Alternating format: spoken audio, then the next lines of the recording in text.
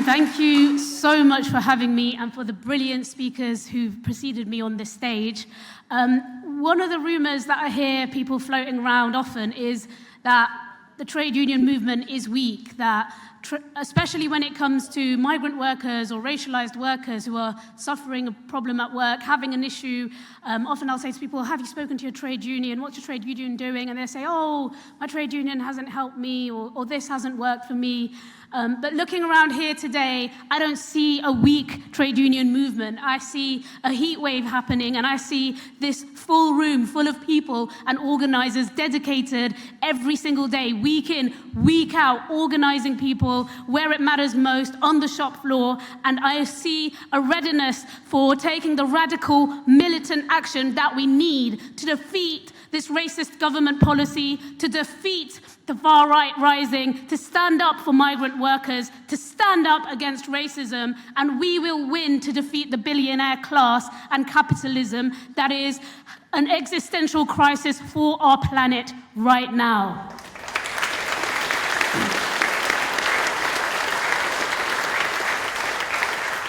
And I know that every single one of you, every trade union represented here today, every branch organizer, every shop steward, every single president of a union has the power together to defeat the far right, and all we need to do is unite and organize and keep at it. No matter what the obstacles are, no matter the internal fights and faction fights that people are waging, no matter the way that corporate lobbyists and factions have tried to infiltrate and influence our parties, spaces, and our groups, we will continue this fight. And it's not going to be easy, it's going to be hard, it takes dedication.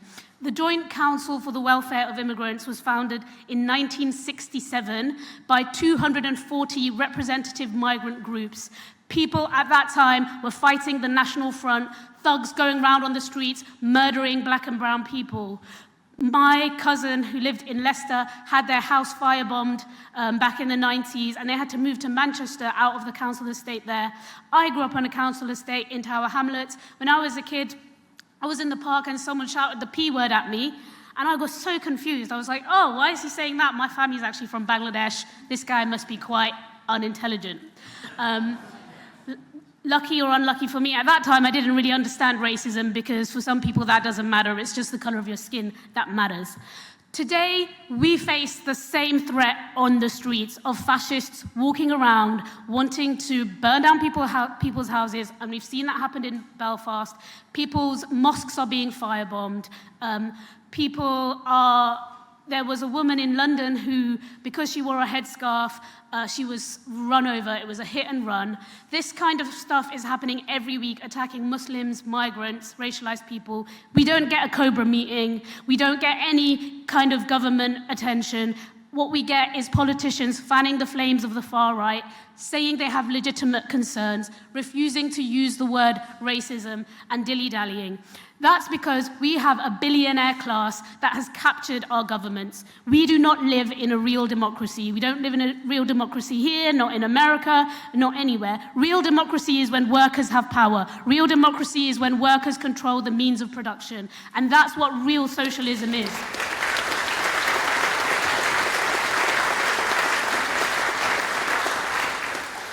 The billionaires have mapped out a future for us. People like Elon Musk and Palantir, run by Peter Thiel, they've mapped out a future for us. Palantir released a manifesto of an AI-dominated and controlled world, militarized, heavily surveilled, where billionaires are an Uber class and everybody else becomes a slave class.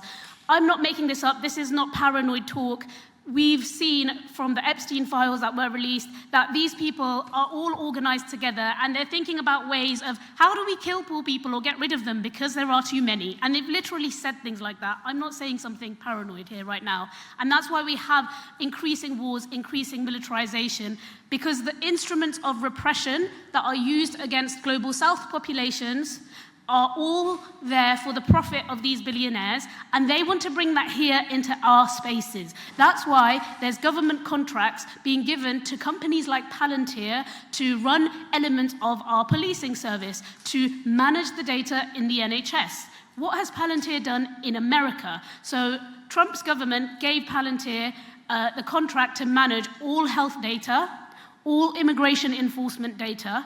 And what does that do? It allows Palantir to create a profile of every single person. They're not just creating profiles on racialized migrant groups, they're getting profiles on everybody. And what they do is, every single bit of your life that the government has a record of, they put it all into one space, and Palantir, who has boasted about helping Israel use the AI to kill Palestinians, is in charge of that data. It's got hold of that data. And now, you may have heard Sadiq Khan try to block a contract of Palantir's with the Met Police, but because of public procurement rules, there are still contracts that he's being allowed to pass through. For instance, firearms licensing management. The police are running that contract with Palantir. So, when it comes to migration, the immigration detention estate is run by companies called Serco, Clear Springs, Mears. They're running this really terrible asylum accommodation as well as detention centres. They have multi-billion-pound contracts to do that. So it's not just about scapegoating and demonising migrants so that we can get distracted from the billionaires. The billionaires are actually making money from this. They're making money from this repressive system. And we need to stop all of these contracts. Andy Burnham, back in May, apparently committed that he would trigger all the break clauses in these contracts. I'm not so sure he'd actually do that in power, given that his chief of staff is apparently a corporate lobbyist and was also the former chair of Labour Friends of Israel. These are all very worrying things that mean that we all have to mobilize now. Billionaires are scapegoating migrants and creating racism because they want to justify wars and bombings all across the world, like what we're seeing in Gaza now, like the war on Iran, because they want access to resources and labor that they can exploit. That's how capitalism was built.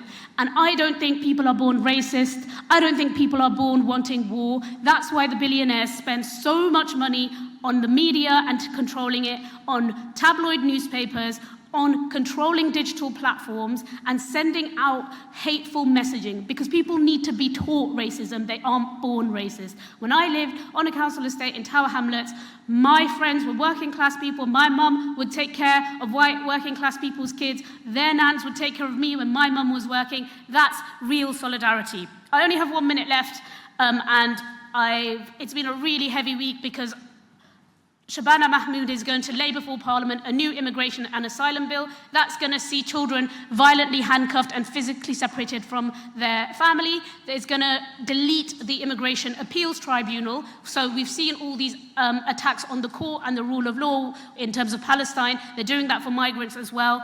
There's this horrible racist and classist earned settlement proposals which will separate NHS and care workers and treat them much more worse than entrepreneurs. It will lengthen the routes to settlement from 5 years to 20 years. So imagine being a child here, you don't know if you can stay in this country for 20 years of your life. That's going to destroy our communities. And it's a shame on the Labour government that it's a Labour government that's doing this. She boasted on TV that she was going to rip up a generations-old assumption that refugee status was permanent. These are fascistic policies.